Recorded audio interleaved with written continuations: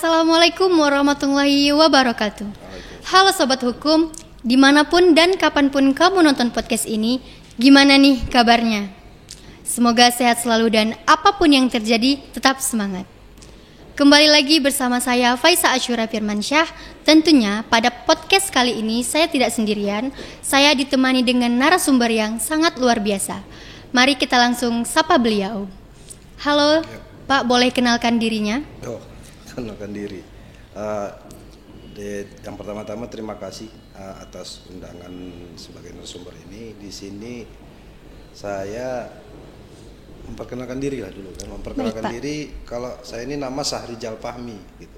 Sesuai dengan undangan yang dibuat, berarti kan udah ada di undangan sebenarnya kan. Iya Pak. Mungkin nggak lihat undangan ya. Jadi saya Sahrijal Fahmi, gelarnya sarjana hukum, dan ada penambahan gelar profesi itu CLA. Kalau bahasa Indonesianya itu kan bahasa Inggris, bahasa Indonesianya auditor hukum bersertifikat. Kalau bahasa Inggrisnya Certified Legal Auditor. Jadi gelar saya ini SHCLA gitu. Jadi beda. Kalau S2 dia dua huruf gitu. Kita 3 huruf gitu.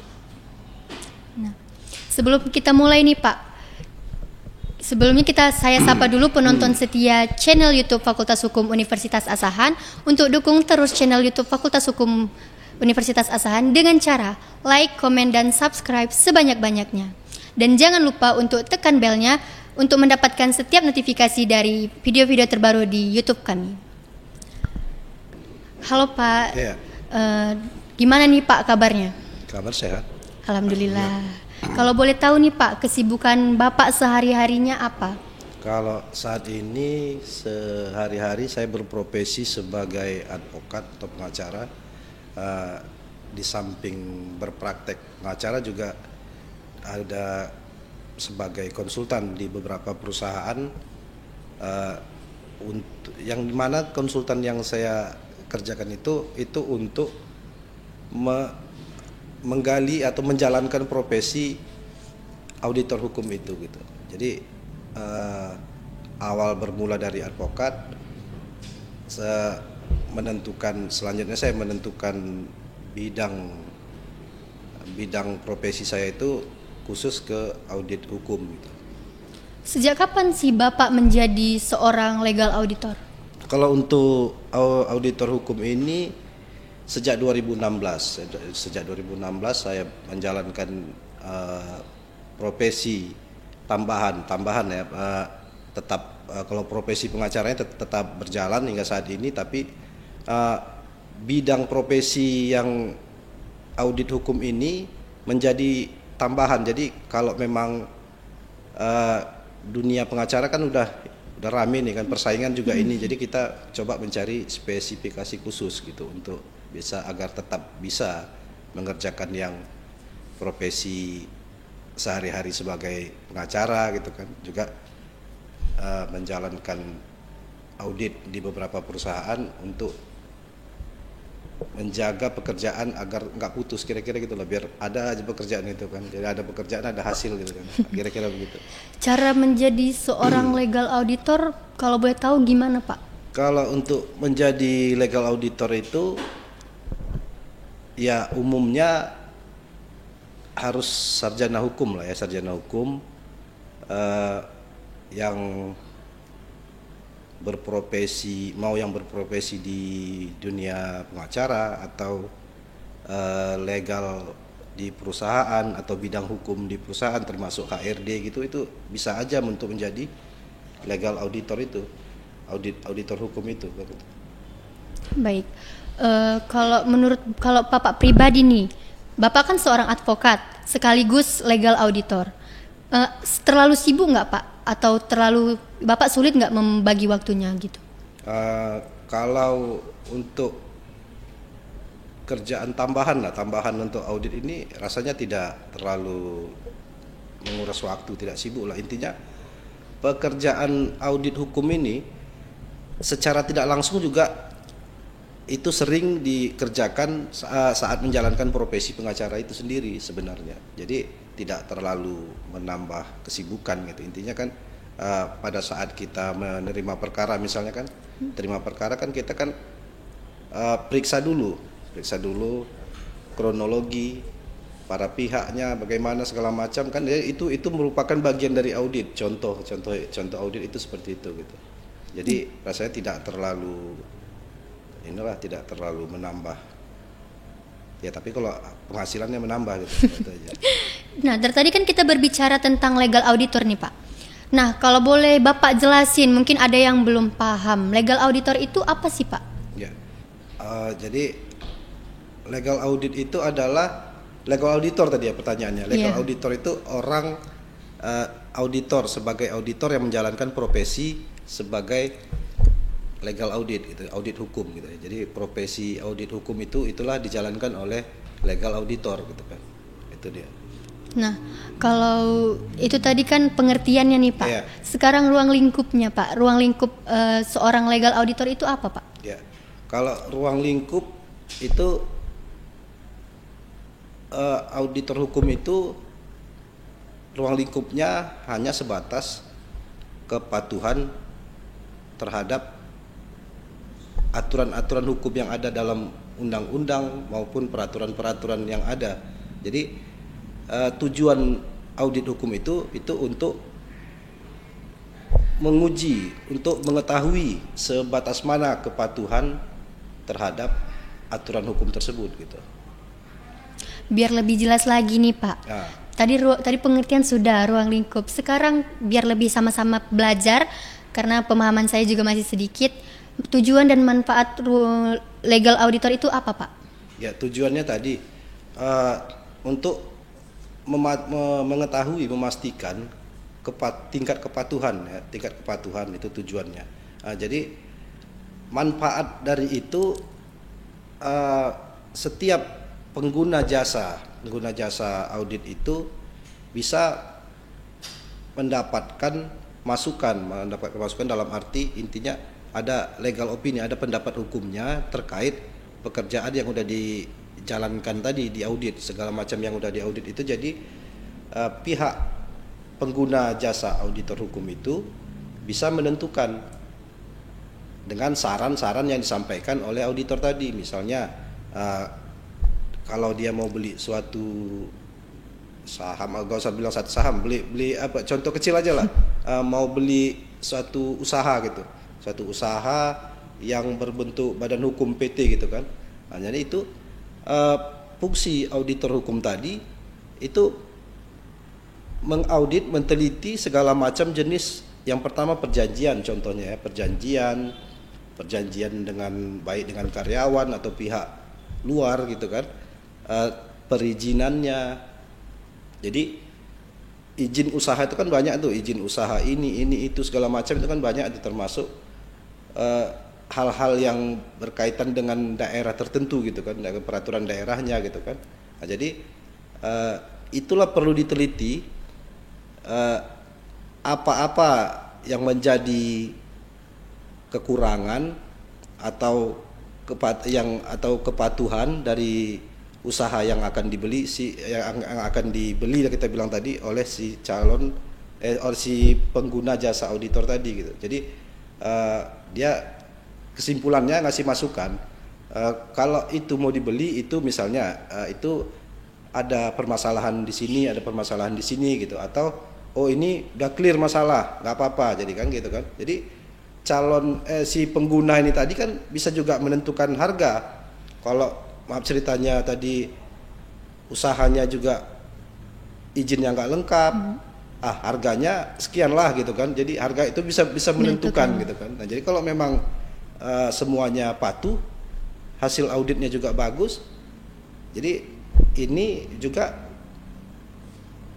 memastikan calon si pengguna jasa tadi, oh berarti ini bagus, kita bisa kembangkan gitu. Untuk pengembangannya juga sah-sah saja si pengguna tadi memakai jasa auditor untuk mengikuti perkembangan, itu sah-sah saja gitu.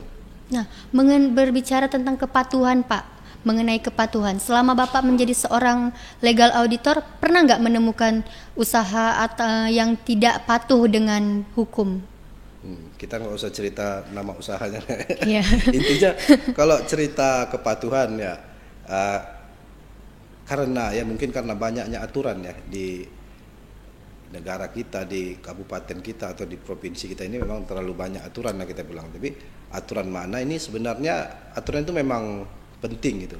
Tapi kadang ada hal mungkin bagi pengusaha ada hal yang lebih penting gitu kan. Karena kalau ngikuti aturan misalnya harus ada uji kelayakan gitu kan. Kelayakan misalnya ada satu usaha yang membutuhkan mesin gitu kan, mesin itu harus diuji lagi kelayakannya gitu kan. Itu harus dapat rekomendasi. Jadi kan itu kan bagian dari perizinan. Jadi mungkin pengusaha menganggap udah nggak penting itu, lewatkan aja gitu kan. Nah jadi itu sebenarnya masih banyak ditemukan gitu. Ada nggak sih Pak beda auditor perusahaan dengan legal auditor? Auditor perusahaan maksudnya tadi audit akuntan publik gitu ya. Audit keuangan yang biasa. Umumnya masyarakat kita ini taunya, bukan masyarakat, pengusaha juga taunya itu hanya audit keuangan dalam arti jasa konsultan akuntan publik gitu ya, yang biasa mengharuskan tiap-tiap perusahaan harus mempunyai hasil audit tahunan mungkin kan, dan itu memang diatur oleh undang-undang dalam undang-undang PT. Undang-undang PT itu mengatur tentang perusahaan wajib membuat laporan keuangan atau audit keuangan oleh akuntan publik gitu kan. Itu yang umumnya di masyarakat yang berkembang. Nah, auditor hukum ini, terciptanya auditor hukum ini digagas oleh Pak Jimli Asidiki yang mantan ketua MK itu kan. Jadi maksudnya itu profesi auditor hukum ini diupayakan agar bisa menjadi seperti akuntan publik, kira-kira begitulah. Jadi setiap perusahaan tadi ini target yang ingin dicapai itu dari organisasi auditor hukum itu Indonesia kan, targetnya itu agar undang-undang itu juga menyebut perusahaan itu wajib audit hukum gitu, selain audit keuangan tadi gitu kan. Jadi perusahaan juga wajib audit hukum. Jadi dengan adanya ketentuan undang-undang seperti itu, maka harapan yang diwacanakan pendiri Asosiasi Auditor Hukum ini bisa berjalan gitu.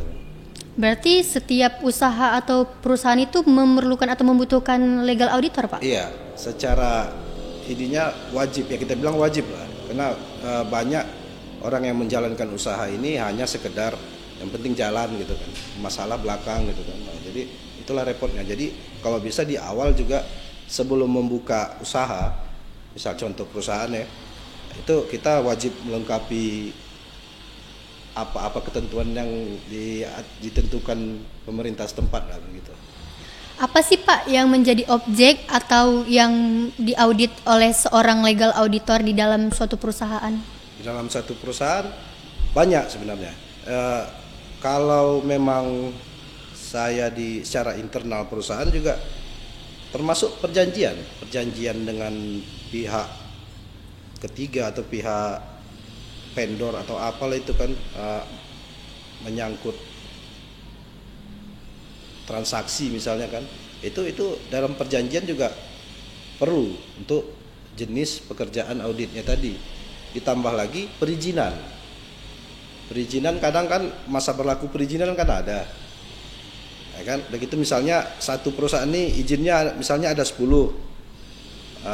waktu awal buat usaha ini nggak diikutin gitu kan. Nah, jadi setelah adanya auditor hukum tadi, auditor hukum bisa ngasih masukan agar ini 10 perizinan ini harus ada gitu.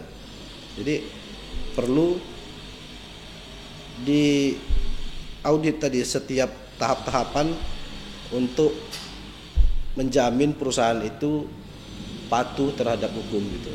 Nah, menurut Bapak pribadi menjadi seorang advokat, boleh tidak seorang legal auditor memberikan pandangan hukum dalam suatu kebijakan yang dilakukan oleh perusahaan? Ya hasil dari audit hukum itu memang memberikan pendapat. Memang hasilnya tetap memberikan pendapat setelah diperiksa, diaudit. Kalau kita contohkan yang umum itu kan auditor keuangan tuh ya, itu kan memeriksakan laporan keuangan, diperiksa laporan keuangan, hasilnya kan tetap ada laporan audit gitu kan. Nah kalau auditor hukum ini juga begitu, itu tadi hasil yang disarankan, misalnya apa, legal opini jadinya kan, dan setelah diperiksa di mana kurangnya, di mana yang wajib dipenuhi gitu kan, segala macamnya sempurna atau tidak sempurna, itu hasil akhirnya akan dibuat suatu pendapat hukum yang menyatakan bahwasanya objek audit ini kurangnya di mana gitu. Udah gitu sebaiknya saran gitu kan, sebaiknya itu dibuat seperti ini gitu. Misalnya tadi izinnya kurang, sebaiknya izin ininya diurus gitu. Contohnya begitu, tetap laporan tetap ada gitu. Baik. Laporan hasil. Selama Bapak menjadi legal auditor, Bapak pernah nggak menemukan masalah yang merugikan perusahaan? Yang merugikan perusahaan? Iya. Ya itu tadi, contohnya tadi merugikan perusahaan memang kita nggak perlu sebut usahanya lah ya kan. Jadi itu banyak hal-hal yang itu terjadi. Cuma kan karena kita juga tidak semata-mata profesi auditor hukum, karena kita juga advokat ya, kita juga cari cara penyelesaian dengan cara yang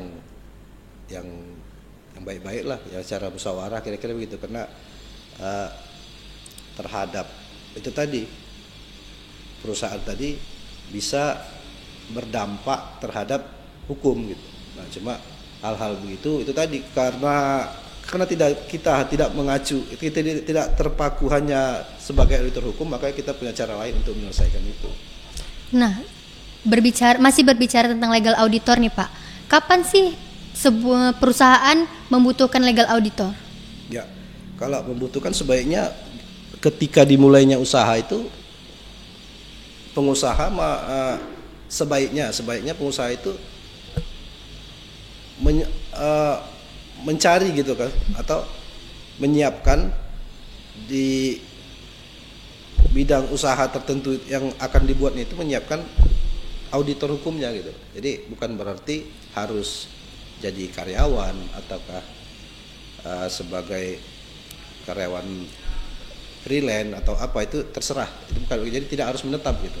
Itu intinya, yang penting ada yang mengurus, misalnya mengurus perizinannya, tapi bukan hanya sebatas mengurus perizinan, tapi maunya juga harus mengetahui izin apa aja. Misalnya ini usaha di bidang hotel misalnya kan, bidang hotel itu harus ada izin A, B, C, D gitu kan, termasuk izin-izin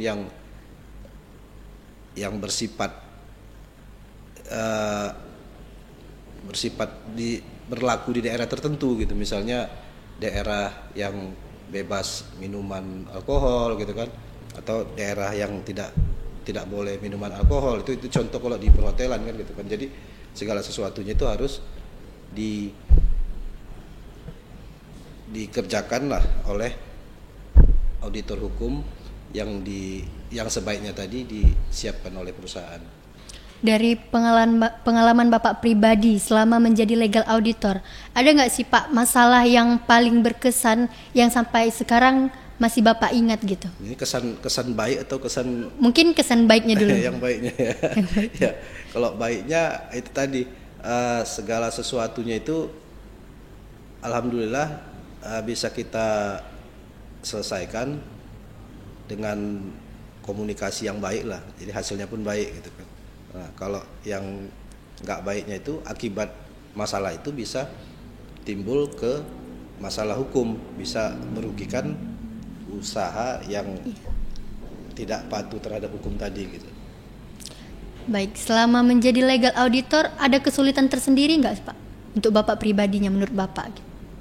Kalau kesulitannya emang kalau kita tidak bentuk tim, tidak bekerja tim memang sulit.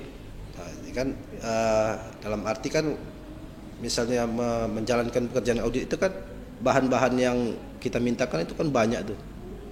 Ada izin, perjanjian, contohnya itu kan. Jadi misalnya kalau kita pakai tim kan, tim yang meriksa izin ini, tim yang meriksa perjanjian ini, jadi bisa pembagian tugas. Bagi-bagi gitu. Nah, sebelum penutup nih Pak, sebelum closing kan, pertanyaan terakhir, kunci sukses atau motivasi di ranah hukum menurut versi Bapak tersendiri itu gimana?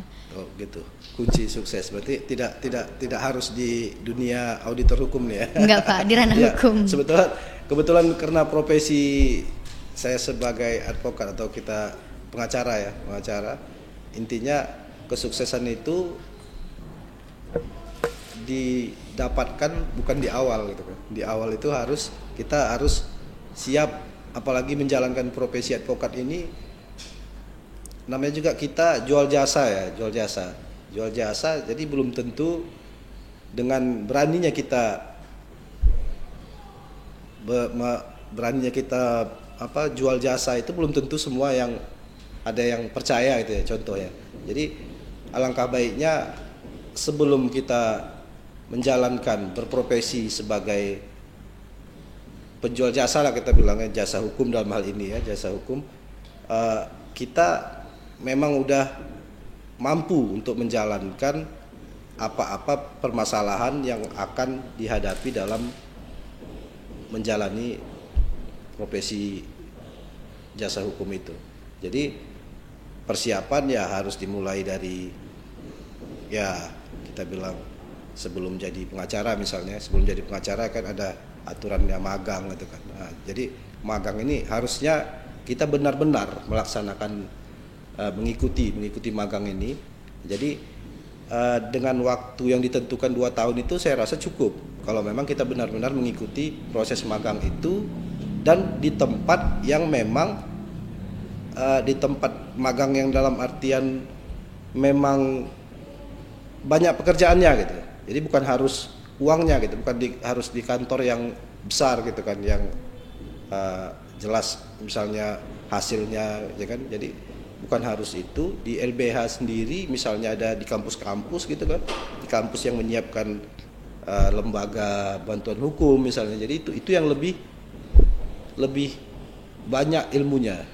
Jadi dalam arti rata-rata kan kalau lembaga bantuan hukum itu kan bantuan hukum untuk yang tidak mampu gitu kan. Jadi rata-rata pengguna jasa hukum kalau kita di daerah kita bilang itu kan masih banyak yang kita bilang kurang mampu, warga yang kurang mampu. Jadi disitulah enaknya yang penting itu disitulah banyak ilmunya gitu.